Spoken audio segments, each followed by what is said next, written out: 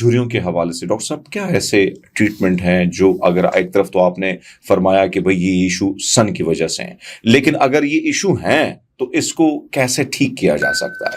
देखिए, सबसे पहले तो हमने ये करना है कि जो सन रे से डैमेज हो रहा है उससे प्रोटेक्शन कैसे लेंगे। ठीक है, पहले तो हम जाएंगे प्रोटेक्शन की तरफ, फर्दर हम जाएंगे ट्रीटमेंट की तरफ। ठीक मेरा है, पर्सनल बहुत अच्छा। प्रोटोकॉल यही है कि पहले आप जो हम कहते हैं ना कि एहतियात करें, और एहतियात इलाज से बेहतर है। वाह, ठीक है, तो हम पहले एहतियात बताते हैं कि आप डैमेज तक पहुंचे ही नहीं। आप देखें ना, जो यंग लोग होते हैं उनके फेस के ऊपर या स्टार्ट में कोई झुर्रियां नहीं आ जाती, ऐसे ही है। चाहे कंटिन्यूस उनका सन एक्सपोजर हो रहा हो।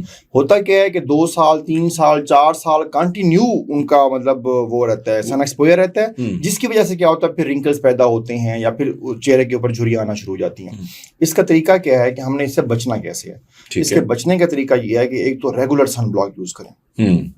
आप अगर हिली एरियाज में रह रहे हैं, मैदानी इलाकों में रह रहे हैं, वहाँ पे सर्दी वो है, मौसम ठंडा है, आप देखें ना कि जब जो हिली एरियाज हैं वहाँ पे अगर मौसम ठंडा भी है लेकिन जितनी देर में सूरज निकलता है वो अच्छा खासा डैमेज कर देते हैं। Exactly. और सन बर्न उन इलाकों में ज्यादा हो रहा होता है एज कम्पेयर टू मैदानी इलाके। उसकी रीजन क्या है? उसकी रीजन ये है कि वहां पे वो चूंकि सूरज के करीब होते हैं, जिसकी वजह से सन बर्न वहां पे होने के चांसेस ज्यादा होते हैं। एक और इंटरेस्टिंग चीज ये है कि हम अक्सर देखते हैं कि जो स्नोफॉल हो रही होती है, तो हम ये अज्यूम कर लेते हैं कि जो स्नोफॉल है उसमें तो चूंकि वहां पे अब सूरज की किरणें नजर ही नहीं आ रही हैं, और अगर निकलता भी है तो थोड़ी देर के लिए निकलता है, तो हमें इसके लिए सन ब्लॉक की या किसी प्रोटेक्शन की जरूरत नहीं होती। ठीक है। प्रॉब्लम ये है कि जब आप स्नोई इलाके में जाते हैं या फिर जहाँ पे स्नोफॉल होता है तो आप सन के डबल एक्सपोज हो जाते हैं। अच्छा, वो इस तरह से, एक तो आप नियर टू सन हो गए, अल्टीट्यूड हाई हो गया, दूसरा ये हो जाता है कि आपकी जो सन रेज हैं वो रिफ्लेक्ट होकर आपके फेस के ऊपर आती हैं। ठीक है, मतलब अगर स्नो के ऊपर सन रेज पड़ेंगी तो वो रिफ्लेक्ट होकर दोबारा बॉडी के ऊपर आएंगी। अच्छा,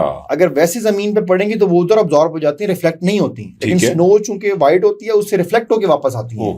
अच्छा, तो इसलिए वहां पे भी सन प्रोटेक्शन की और जो सन उससे डैमेज को कंट्रोल करने की मेजर्स हैं, जिसमें हम सन ब्लॉक को काउंट कर सकते हैं, या फिर हमने अगर बाहर जाना है स्पेशल गर्मियों के सीजन में अम्ब्रेला यूज कर लें, फेस को कवर कर लें। आप देखें ना कि हमारे जो मैदानी इलाके हैं, जो हमारे जो साउथ पंजाब है, इंटीरियर सिंध है, वहाँ के लोग ना फेस को कवर करते हैं, बिल्कुल, या कपड़े को गीला करके, एक सादा मतलब एक स्टाइल है उनका, कपड़े को गीला करके वो फेस के ऊपर रख लेते हैं। That's also very protective. अच्छा, वो फायदा दे सकता है, फायदा देता है वो। उसकी रीजन ये है कि जब तक सन रेज आपकी स्किन के साथ डायरेक्ट कांटेक्ट में नहीं आएंगी उसका डैमेज उतना ज्यादा नहीं होगा। एक ये है कि आप अक्सर देखते हैं कि हम टी शर्ट पहनते हैं, तो टी शर्ट पहन के जब हम बाहर जाते हैं तो होता क्या है कि जो बाजू हमारा एक्सपोज होता है उसका रंग सांवला हो जाता है या टैन हो जाता है, और जो कवर होता है वो गोरा होता है। उसकी रीजन क्या है? उसकी रीजन यही है कि जो कवर होता है वो उसके ऊपर फैब्रिक या उसके ऊपर कपड़ा जो है वो सन रे से प्रोटेक्ट कर रहा होता है। अच्छा,